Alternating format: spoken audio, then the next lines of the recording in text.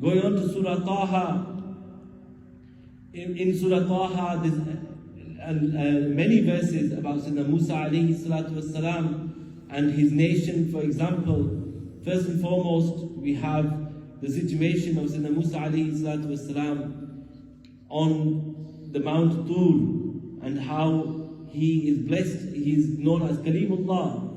He is speaking to Allah subhanahu wa ta'ala, and how he was blessed with that tajalli, and he was commanded to take his shoes off because he was in a blessed valley. And Sayyidina Musa alayhi salatu wasalam, when speaking to Allah subhanahu wa ta'ala, Allah says to Musa alayhi salam, "What is this in your hand?" And Sayyidina Musa alayhi salatu wasalam says, it's my stick. And the ulama of tafsir mentioned that he didn't just stick to stick, because the verse, he carries on with what he does with the stick. Why is he carrying on and elongating the discussion and saying, I do this with my stick and I take this benefit from it and I have other benefits from it? Why is he doing this? Because he is talking to Allah subhanahu wa ta'ala. So he continues in this way. Sometimes when the Taraweeh prayer, for example, it takes a few hours, and one day I was thinking to myself that when many of, especially the taxi drivers understand this, as there are many conference calls that last for many, many hours. So say a person is speaking to someone who's beloved to them after a long time, and they're speaking either face to face, which is the best way actually. Sometimes you sat with someone and you're speaking to them, and you don't even look at the time, and 2 hours have passed and 3 hours have passed without you realizing. And you say, oh, so much time has passed. We were so engrossed in this conversation. In the same way, in the court of Allah subhanahu wa ta'ala, our state should be such that the concept of time does not even affect us. The time goes and we don't even realize this amount of time went when we were so engrossed. And otherwise, if you're just looking at the clock, then you will not feel the barakah of standing in salah and being stood in the court of Allah subhanahu wa ta'ala.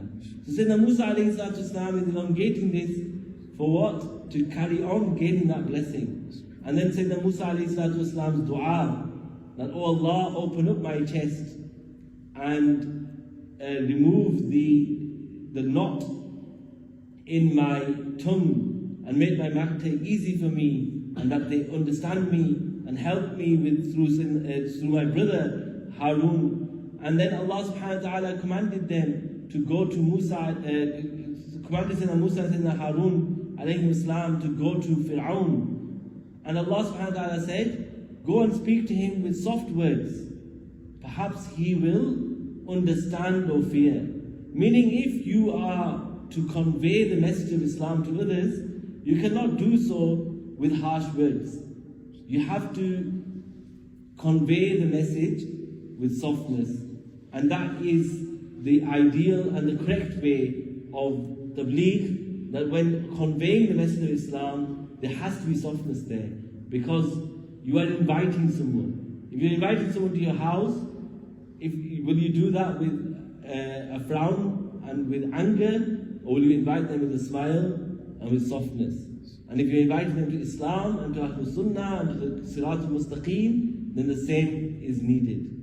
Allah subhanahu wa ta'ala states, from the earth you were created, and that we created you from the earth, and in it we will return you, and from it you will come out, we will bring you out once again. Sayyidina Musa alayhi salam's situation with the magicians, and in the same way his nation rebelling and worshipping the calf in his absence, and Sayyidina Musa alayhi salatu wasalam's what we describe as Jalal with his brother. All of these are described within the verses.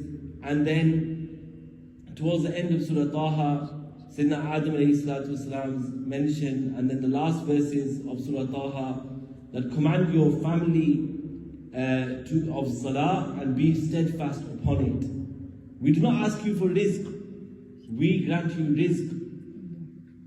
Right? We do not ask you for rizq, we grant you rizq. And the end result is for those who are the people of taqwa.